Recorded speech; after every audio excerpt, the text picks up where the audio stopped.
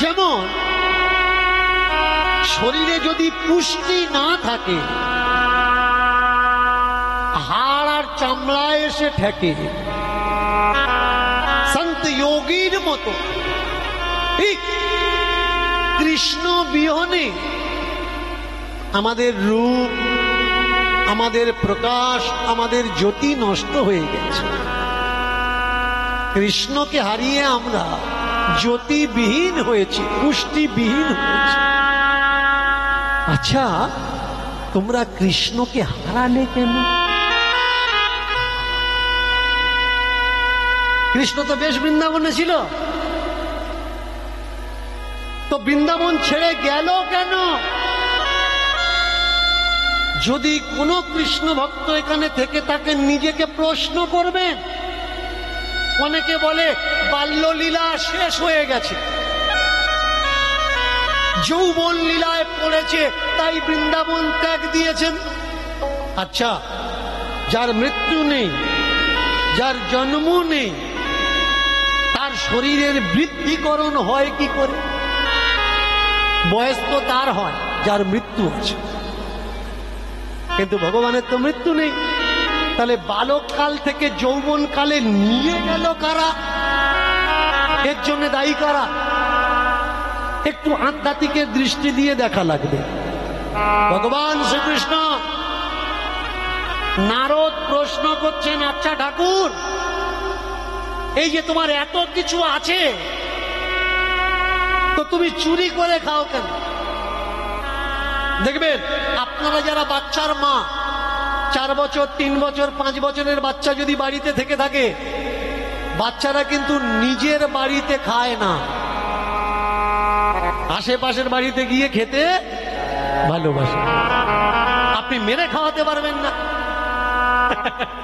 আপনার কাছে খাচ্ছে না, আপনার পাশের বাড়ির যে টুমনি, সে বলাই, দেখ তুই খাওয়াতে পারিস না, আমাদের বাড়ি এসে এক থালা ভাত খেয়ে। এখানে আবার আর একটা প্রশ্ন উঠে আসে, মা যশোমতীর হাতে তাহলে খেত না কেন? যশোমতী কি খাওয়াতে জানতো না?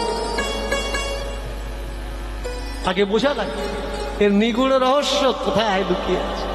কৃষ্ণকে বড় বড় থেকে পুরো কারা বানালো?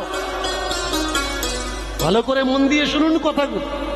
ভগবান শ্রীকৃষ্ণকে নারদ জিজ্ঞাসা করছেন বৃহৎ নারদীয় পুরাণে, হে ভগবান, বৃন্দাবন ছাড়লে কেন? পরের বাড়িতে চুরি কেন করলে? তোমার কি কিছু নেই? তো বললো, শোনো, আমার সবকিছু আছে। যারা বলে আমি চোর, আসলে তারা নিজেরা চোর। আমি কারোর বাড়িতে চুরি করিনি, প্রমিস, সত্যি কথা বলছি। তাহলে আমরা যে দেখি তুমি বাল্যলীলায় চুরি করেছো, ভগবান বলে আমি কারোর বাড়ি চুরি করি। গোপীরা ছানা মাখন সাজিয়ে দিয়ে বলতো, কানাই আয় আজকে ধরবো, কানাই আয় আজকে ধরবো। কেউ যদি আমাকে ডাকে, আমি না গিয়ে থাকতে পারি না। ওরা আমাকে ডেকে ডেকে খাওয়ায় আর বলে আমি নাকি চুরি। কি চমৎকার কথা! ডাকছে, ছানা মাখন সাজিয়ে রেখে বললে আজকের আয় ধরো, আজকের আয় ধরো। আমি তো গেলাম, কিন্তু আমাকে কি ধরা এত সহজ? কে আমি? কে বা আমি? কি বা আমি? এই আমি কি কয়? এই আমি সর্বত্র বিরাজমান, প্রতি সত্তাতে নয়। আমি একটা সময় বলতাম কীর্তনের স্টেজে দাঁড়িয়ে, আমাকে অনেকে অহংকারী কীর্তনিয়া বলে, আমার নাকি খুব অহংকার। কিন্তু সত্যি কথা শুনুন, আমি ক্লিয়ারলি ডাইরেক্ট স্টেজে দাঁড়িয়ে বলে দিতাম যে মাধ্যমিকটা পাশ না করলে আমার কীর্তন শুনতে এসো না, কারণ মাথায় ঢুকবে না আমি কি বলছি। যদি কেউ মনে করো আমার কীর্তন শুনে স্বর্গে যাবে, ওই কীর্তনিয়া আমি নই। আমি সেই কীর্তনিয়া, একটা অমানুষকে মানুষ বানিয়ে দিতে পারি। স্বর্গে পাঠানোর জন্য আমি আসিনি, কিন্তু তবে হ্যাঁ, মানুষ বানিয়ে দিতে পারি। মাধ্যমিকের যে দর্শন শাস্ত্র যদি আপনি না জানেন, দর্শনের স্টুডেন্ট যদি আপনি না হন, ফিলোসফি চ্যাপ্টার যদি কখনো না পড়ে থাকেন, আমার কীর্তন আপনার মগজে ঢুকবে। ভগবান শ্রীকৃষ্ণ নারদকে বলছেন, দেখুন কোথায় দর্শন, যে হে ভগবান, কে তুমি, কি বা তুমি, কি তোমার স্বরূপ? ভগবান বললেন, কে বা আমি, কি বা আমি, এই আমার স্বরূপ। যেখানে যত রূপ আছে তাহাতে ইতি বিশ্বরূপ, প্রত্যেক রূপের সত্তাতে আমি বিরাজ করি। জীব জন্মে আর মরে, কিন্তু আমি নাহি মরি। কে আমি?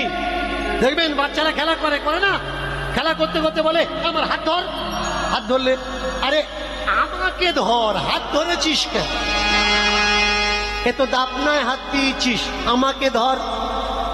এ তো পায়ে হাত দিয়েছিস, আমাকে ধর।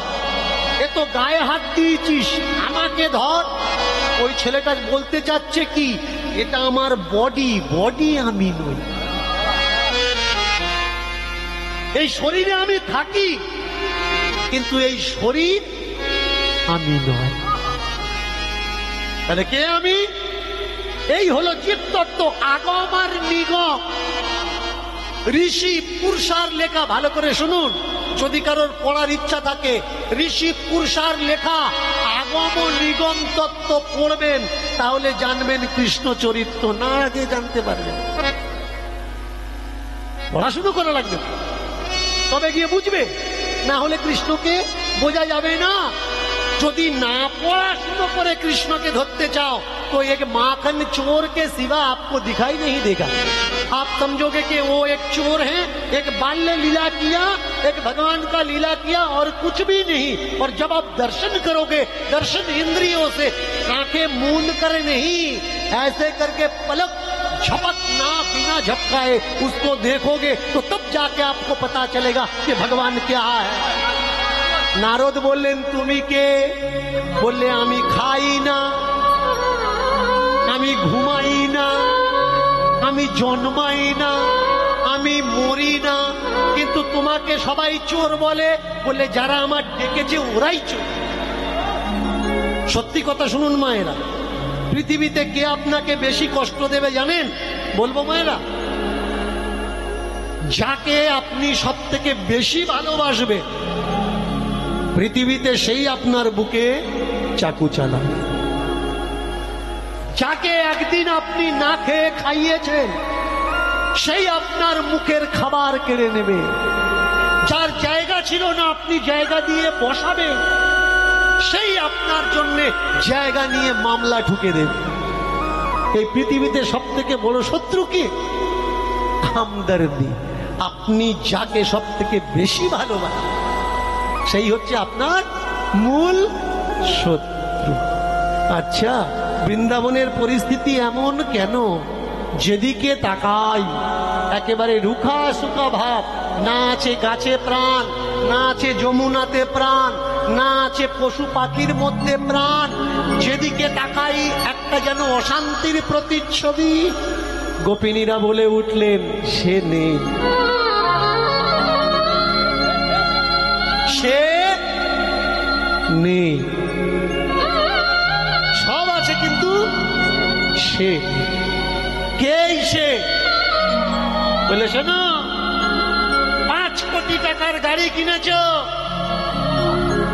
5 কোটি টাকার গাড়ি, কিন্তু 2 টাকার হাওয়া যদি চাকায় না থাকে চলবে? চলবে না। 10 লাখ টাকার গাড়ি কিনেছ, 2 টাকার হাওয়া যদি না থাকে চলবে? চলবে না। তেমনি তুমি টাটা, তুমি বিড়লা, তুমি আম্বানি, ভেতরে যদি 2 টাকার হাওয়া না থাকে আগে টেনে ফেলে দে, মোড়া বাসি হয়ে যা, আগে ফেলে দে। সব আছে, শুধু বাতাস। কে সেই বাতাস? সেই বাতাস হলো তিনি। গেল কেন? কাদের জন্য তিনি গিয়েছেন? এই বৃন্দাবন ছাড়লো তিনি কেন? জানো নারদ, ওরা গত জন্মে বলতো ঠাকুর আমরা তোমার হাতে খাওয়াবো, আর এ জন্মে ওদের ঘর থেকে আমি খাবার কেড়ে খাচ্ছি, ওরা আমার গালাগালি করছে। ওরা আমায় বলল, কানহা তোর মতো ছেলে বৃন্দাবনে থাকলে বৃন্দাবনে সুখ হবে না। যা যা যা যা যা জানা ও কানা, ও কানা কানা কানা কানা যা যা যা যা যা যা জানা জানা।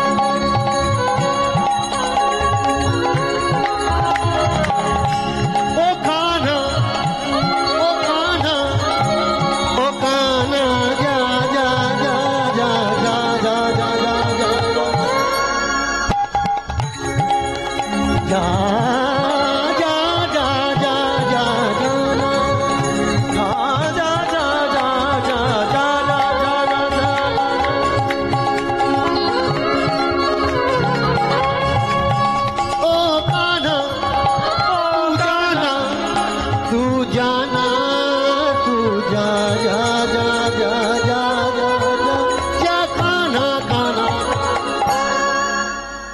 কাদের জন্য গেল? গোপিনীদের জন্য।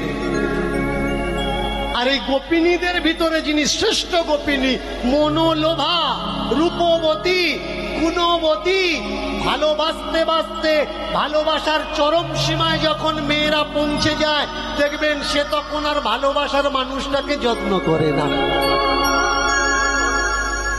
যত্ন করে। কারণটা কি? এই যে আপনারা আমায় কত ভালোবাসেন, অনেকে বলে বাবা আপনার দেখেছি মানে জীবন ধন্য, কিন্তু যে আমার সব থেকে বেশি ভালোবাসে সে আমার বললে, হ্যাঁ তুমি আমার কত কষ্ট দাও তুমি জানো? তোমার মতন মানুষ জীবনে পেয়ে আমাদের কি লাভ? যে সব থেকে কাছে থাকে সে মানুষের মর্যাদা বুঝে না। সব থেকে বড় অপমান করলো কে? রাধা। কি সেই অপমান? অপমান হলো যেদিন মহারাস চলছিল বৃন্দাবনে, রাসলীলা করতে করতে ভগবান শ্রীকৃষ্ণকে বললেন আমাকে কাঁধে নেওয়া লাগবে, আমাকে কাঁধে করে নেওয়া লাগবে। ঠাকুরজি জগৎকে শিক্ষা দিলেন আর বললেন শোনো, সবকিছু করবে সংসারে কিন্তু মেয়ে ছেলেকে কাঁধে তুলবেন। যদি মেয়ে ছেলেকে কাঁধে তুলেছ তো তুমি মরেছ। আমি কিন্তু এই সাইডের মেয়ে ছেলেদের বলছি না, মায়েদের বলছি না, আমাদের হরিদ্বারের সাইডের মায়েদের বলছি, তোমরা যেন রাখবে। বলে কিরকম? বলে শোনো, যেদিন রাধারানী কাঁধে উঠেছেন সেই রাসের রাত্রে কাঁধে উঠে পা দুটো মারছে, এরকম করে দোলাচ্ছে। কোথায়? হৃদয়ে, ভগবান শ্রীকৃষ্ণের হৃদয়। ভগবান বলে রাধে পেয়েছ বলে যত্ন না জেনে পায়ে ঠেলে দিলে। যোগী জন যার কথা হৃদয়ে চিন্তা করে, ঋষিরা রিপু দমন করে যার কথা ধ্যান করে, তপস্বীরা তপস্যায় এক ঝলক দেখার জন্য কোটি জন্ম বিতিয়ে দেয়, আর তাকে তুমি পেয়ে তার বুকে লাথি মারছ। অন্তর ধ্যান হলেন ভগবান শ্রীকৃষ্ণ। এদের জন্যই তো বৃন্দাবন ছেড়েছেন তিনি। তাহলে কি বৃন্দাবন ছাড়ার জন্য তিনি এসেছিলেন? আসেননি। একটা মানুষ সংসার থেকে কেন চলে যায়? কেন শ্বশুর শাশুড়ি বাবা মা তারা বলে তোরা তোদের মতো করে খা, তোদের সংসারে আমরা থাকবো না? যখন যত্ন কমে যায়, কর যত্নের পরিমাণ বেশি হয়ে যায়, তেমনি তখন সংসারের কর্তারা বলে যে যারটা সেই তার সামলা, আমরা আমাদের মতো খাই। তাই ভগবান শ্রীকৃষ্ণ চলে গেছেন। এবার গোপী জনাদের যে দুঃখ, ভাগবত দশম স্কন্ধ যখন আপনি ভাগবত দেখবেন, গোপী গীত, বিরহ গীত আপনি পড়বেন, সেই গোপীদের বিরহ গীত প্রকাশ করলো উদ্ধবের সম্মুখে গোপীগণ। হে উদ্ধব, দেখো তাকে ছেড়ে আমরা কত দুঃখী, কত যন্ত্রণা পাচ্ছি, কত কষ্ট পাচ্ছি। হায় হায় হায়, এই জন্যে কষ্ট পেয়ে চলে গেছে গো। প্রথমটা আসার সময় প্রণাম করে বলছিলেন যে আপনার মতো মহান হয় না, আপনার মতো দয়াবান হয় না, কিন্তু গোপিনীদের দুঃখের কথা শুনে বলে উঠলেন, এই তুমি প্রেমিক? মথুরা থেকে, দ্বারকা থেকে বৃন্দাবন কতটা রাস্তা, এক ঝলক তুমি আসতে পারলে না? কথাও দিলে যে আজ যাচ্ছি কাল আসবো, সেই কাল তোমার এই জীবনে আর হলো না। কাল আসবো বলে চলে গেলে, এই ব্রজ গোপিনীদের মনে তুমি এত ব্যথা দিলে। হায় হায় হায় হায়, তোমার মতো নিঠুর হয় না। আসার সময় বলে এলো তুমি মহান, আর কথা শোনার পরে বলছি তোমার মতো নিঠুর আর হয় না। এই ত্রিয়ে আমি জিজ্ঞাসা করব তোমাকে, তুমি কেন এত অত্যাচার করলে গোপিনীদের? দ্বাপর যুগ শেষ, গোলক বৃন্দাবনে প্রভু বিরাজ করছেন, সেখানে চলেছেন উদ্ধব। আমি জিজ্ঞাসা করব কি কারণে গোপিনীদের এত দুঃখ দিলেন? সেই গোলক বৃন্দাবনের দরজায় দাঁড়িয়ে আজকের কে দাঁড়িয়ে হলো ললিতা, ললিতা সখী। বিশেষত আমরা মানে ঘরের দারোয়ান কাদের বানাই? আমি কলকাতা দিয়ে মাঝে মধ্যে যাই, আসা যাওয়া পরে আমাদের কলকাতার ভিতর থেকে দেখি কিছু কিছু সিকিউরিটি গার্ড আছে, পেট কি পিঠ বোঝা যায়, মানে একেবারে শুকনো এই পাতার মতো দাঁড়িয়ে আছে, লাঠি নিয়ে দাঁড়িয়ে আছে। তা আমি চিন্তা করি এদের গার্ড কে রেখেছে, কেউ যদি এসে ধাক্কা মারে ও তো ওই জায়গায় কাজ হয়ে যাবে। গার্ড রাখার দরকার কাদের মতো? বলিষ্ঠ, বলমিয়া, দীর্ঘকায়, লম্বা গার্ড। গার্ড দেখে লোক ভয় পেয়ে চলে যাবে, তবে তো কাকে গার্ড রেখেছে আজকের ভগবান? গার্ড রেখেছে ললিতাকে। সবার থেকে মাথা উঁচু লম্বা ললিতা।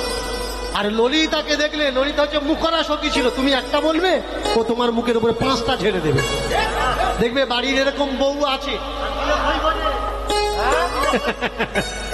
ধান দিলে মুখে খই পড়বে। অনেক বৌমারা শাশুড়িকে বলে, তুমি যদি এই পাশের বাড়ি বোর হাতে পড়তে তুমি ঠিক পেতে, যে বউ কার বলে, আমি যত সহ্য করি তুমি অত আমার উপরে কষ্ট দাও। প্রচন্ড মুখরা হলো ললিতা, আর সেই ললিতা আজকে দাঁড়িয়েছে দরজায়। প্রভুর কড়া নিষেধ, ললিতা আমি ডাকবো তবে তুমি কাউকে ঢুকতে দেবে, না হলে কাউকে ঢুকতে দিও না।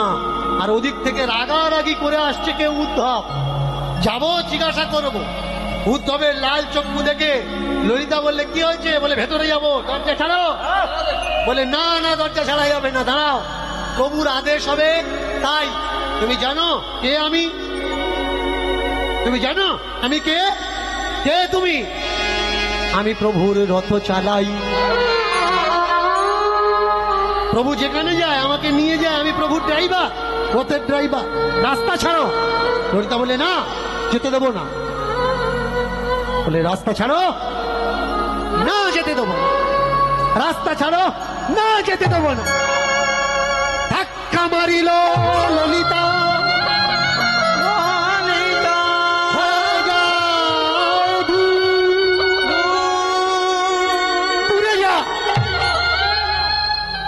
একদম ঘরের কাছে আসবে না, দরজার কাছে আসবে না, দূরে সরে দাঁড়াও। ধাক্কা মেরে ফেলে দিয়েছে, একেবারে উল্টে পড়েছে পিছন ভাই। হে উদ্ধব, ললিতা এত বড় স্পর্ধা তোর, তুই আমাকে ধাক্কা মেরে ফেলে দিলি, আমি তোকে অভিশাপ দিচ্ছি। তুই যমনের ঘরে মর্ত লোকে জন্মাবি। ললিতা বললে, তুই আমায় অভিশাপ দিলি? শোন, আমি তোকে অভিশাপ দিচ্ছি, মর্ত লোকে তুই অন্ধ হয়ে জন্মাবি। ভগবান আস্তে আস্তে দাঁড়িয়েছে দরজার দ্বারে। হ্যাঁ রে, তোরা ঝগড়াঝাটি করছিস কেন? উদ্ধব বলে, সেই আসলে যখন এত লেট করে কেন, হয়েছে কি? বলে, যা হওয়ার তো হয়ে গেল।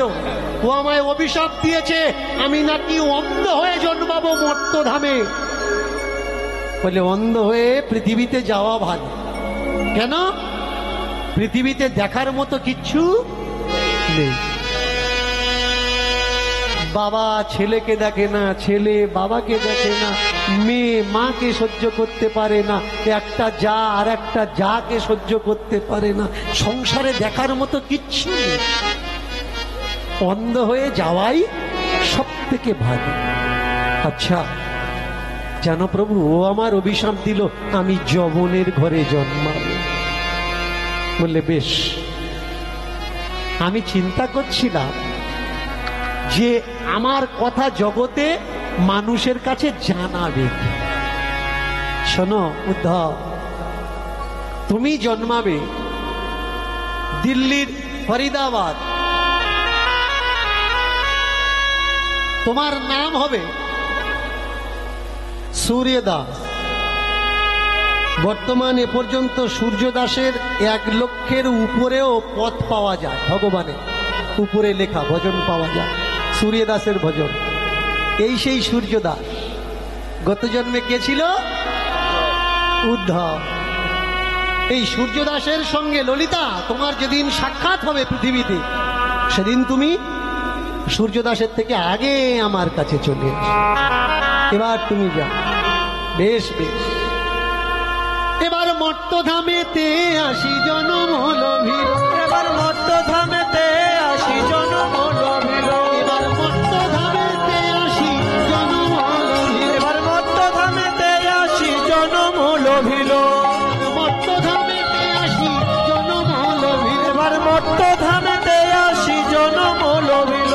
এবার মর্তধামেতে আসি জনম হলো ভিড়। এবার মর্তধামেতে আসি জনম হলো ভিড়। সুখেরই সংসার আর সুখে বসবাস। সুখেরই সংসারে আর সুখের বসবাস। সুখেরই সংসার আর সুখে বসবাস। সুখের সংসার আর সুখে বসবাস। তাহার মাঝে জন্মিল উদ্ধব মহারাজ। তাহার মাঝে জন্মিল উদ্ধব মহারাজ। তাহার মাঝে জন্মিল উদ্ধব মহারাজ। আবার তাহার মাঝে জন্মিল উদ্ধব মহারাজ। দেখো কেমন স্বার্থের দুনিয়া। কেমন স্বার্থের দুনিয়া। দেখো কেমন স্বার্থের দুনিয়া। কেমন স্বার্থের দুনিয়া। কেউ কারোর ভালো চায় না, কেমন স্বার্থের দুনিয়া। কারোর ভালো চাহে না, কেমন স্বার্থের দুনিয়া। কেউ কারোর ভালো চায় না, কেমন স্বার্থের দুনিয়া। কারোর ভালো চাহে না, কেমন স্বার্থের দুনিয়া। এই দুনিয়ায় কেউ কারোর ভালো চায় না। আপনি দেখবেন আমরা একে অন্যের খারাপ চাই। আমরা খুশি হই কোন জায়গায়? আমাদের পাশের বাড়ির মানুষ যখন বিপদে পড়ে, সে যদি একটু ভালো খায়, ভালো থাকে, আশেপাশে মানুষ কি বলে, ও বাবা এমনি এমনি বড় লোক হলো। কিছু 2 নম্বরই সিস্টেম আছে, ও বলা লাগবে না, রাত বড় লোক হয়ে গেল। আপনার বাড়ি লাইট চলে গেছে, দেখবেন এই যে কারেন্ট, টিভি চলছে না, ফিস চলছে, কারেন্ট চলে গেছে। যেই কারেন্ট চলে যায়, বাবা মেয়েকে ডাক দেয়, মা এদিকে আয় তো, দেখ তো তোর পাশে কাকাদের বাড়ি আছে কি। মেয়ে ছুটে যায়, বাবা কাকার বাড়ি নেই। তাহলে ঠিক আছে, আমার বাড়ি গেছে অসুবিধা নেই, কিন্তু কাকার বাড়ি যদি থাকে সেই জায়গাটায় বড় অসুবিধে। আরো কত কষ্টের ব্যাপার দেখুন। আমাদের এই সংসারে ঠাম্মারা যারা হয়, দিদিমারা হয়, একটু মন দিয়ে শুনবেন। যদি নাতবউ গর্ভজাত হয়, মানে সন্তান সম্ভব হয়, ঠাকুরের কাছে মানত করে একটা নাতি দিও। নাতি নাতি অনেকে গ্রামের দিকে আবার বেটা ছেলে কয়, তাই না? কি একটা বেটা ছেলে যেন হয়। কিন্তু চিন্তা করুন, ওই সংসারে যদি গাই থাকে, মানে গাই মানে গরু, আর গরু যদি প্রেগনেন্ট হয়, ওই ঠাম্মা কি মানত করবে? যেন নই বাছুর হয়, মানে মেয়ে বাছুর হয়। সংসার দেখেছেন? গরুর বেলা মেয়ে হলে খুশি, আর সংসারে নাতবর বেলা যদি মেয়ে হয়েছে, সেই জায়গা বড় অসুবিধা, কষ্টকর। কেন? ওই জায়গায় একটা আরে বাসুর হোক না, অসুবিধে ওই জায়গায় অসুবিধে। জমনি ছেলেটা হয়েছে, লোক শাঁখ নিয়ে রেডি হয়েছিল দরজার ধারে, লোক উলু দেওয়ার জন্য মুখ ছিল, খবর এলে উলু ধ্বনি দেবে, ব্রাহ্মণের বাড়ি ছেলে বলে কথা। কিন্তু যেই ছেলে জন্মেছে আতুর ঘর থেকে ধাইমা, এই গ্রামের দিকে ধাইমা কিন্তু এখন আর দেখা যায় না, এখন তো নার্স মা হয়ে গেছে। আগে ধাইমা ছিল, ডাক্তার টাক্তার ছিল না। আগে দেখেছেন মায়েরা খাওয়া দাওয়া করেছে, ঢেকিতে ধান মেয়েছে, তাদের বাচ্চা হতে অসুবিধে হয়নি। এখন ডাক্তার লিখে দেয় হাত পা নাড়বে না, ফুল রেস্ট, বৌমা শুয়ে থাকবে, সিরাপ দিচ্ছি খাও, আর আমরা চাকুতে ধার দিচ্ছি। ওই এমনিতে হবে না, আসবে কাটবো তারপরে। অনেকে আবার বলে কি জানো, আপনি নিয়ে যাবেন, নিয়ে যাওয়ার সঙ্গে সঙ্গেই বলে দেয় বাচ্চার পজিশন ঘুরে গেছে, গলায় নাড়ি নাকি জড়িয়ে গেছে, পেঁচিয়ে গেছে, বাচ্চার বাঁচবে না, দম ছটফট করছে। কিরকম ভয় দেখায় দেখেছেন? বলুন তো, বিড়ালের বাচ্চার মাথা ঘোরে না, গরুর বাচ্চা, কুকুরের বাচ্চা, জন্তু জানোয়ারের বাচ্চা, তারা কোন নার্সিং হোমে যায়? তাহলে মানুষকে মানুষ বোকা বানাচ্ছে, আমরা নিজেরাই বুঝতে পারছি না।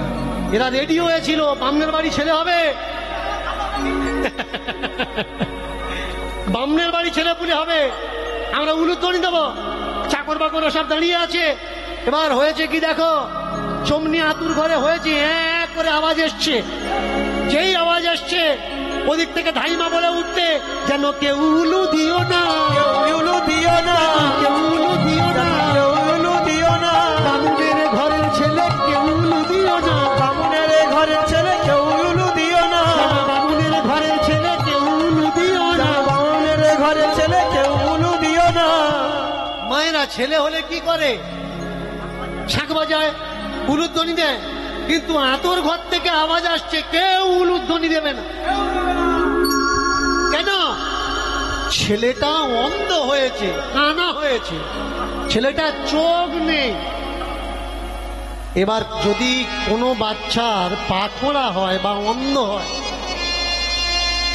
গ্রামের লোকেরা কি বলে বলুন তো? পিতার পাপে পুত্র নষ্ট। এর বাবার নিশ্চয়ই কোনো কর্ম খারাপ আছে, তার জন্য ছেলের এই দশা। হ্যাঁ রে ভাই, কিসের কর্ম খারাপ? তাকিয়ে দেখুন, স্বর্গে যাওয়ার বিজনেস চলছে। কিরকম? শুনবেন ভালো করে মন দিয়ে কথাগুলো, আর যদি আমি ভুল বলে থাকি আমায় বলবেন। কেউ বলছে আমাদের কাছে আয়, এই মালা নে, মরার পরে বৈকুণ্ঠে যা। কেউ বললে ও বাম্মার হাতে খাস না, বাম্মা ছেড়ে দে, মরার পরে বৈকুণ্ঠে যা। কেউ বললে এরকম তিলক কাট, মরার পরে বৈকুণ্ঠে যাবি। কেউ বললে তোর বাবা 3-5 দোষ পেয়েছে, 4-5 দোষ পেয়েছে, এই সাধ্য কর, তবে সে বৈকুণ্ঠে যাবে। বৈকুণ্ঠে যাওয়ার কন্ট্রাক্টর এরা, কন্ট্রাক্ট ঠিকে নিয়ে রেখেছে, বৈকুণ্ঠের ঠিকাদার এরা। এখান থেকে বলে দেবে তবে বৈকুণ্ঠে যাবে। দেখেছেন? বলুন তো, যারা জীবনে সন্ধে দেয় না, তাহলে তারা মরার পরে কোথায় যাবে? যিনি স্বামী বিবেকানন্দ ভেবে নিলাম তপস্বী ছিল, না হয় স্বর্গে চলে গেছে, কিন্তু নেতাজি সুভাষ কোথায় গেল? ক্ষুদিরাম বোস কোথায় গেল? আপনাদের ঘরের মেয়ে মাতঙ্গিনী হাজরা কোথায় গেল? এরা সব নরকে ঢুকেছে নিশ্চয়, এদের বিচারে এরা নরকে ঢুকেছে। তার মানে এরা কন্ট্রাক্টর, ঠিকাদার, এদের থেকে দূরে থাকবে। এদের পাল্লায় পড়েছেন তো আপনি মরেছেন। ঈশ্বর প্রত্যেকের চোখ কেন দিয়েছে? অন্যজনের চোখ থেকে দেখার জন্যে না ভাই, তুমি দেখো। তোমার কানটা কেন দিয়েছে? তুমি শোনো। অন্যজনের শোনা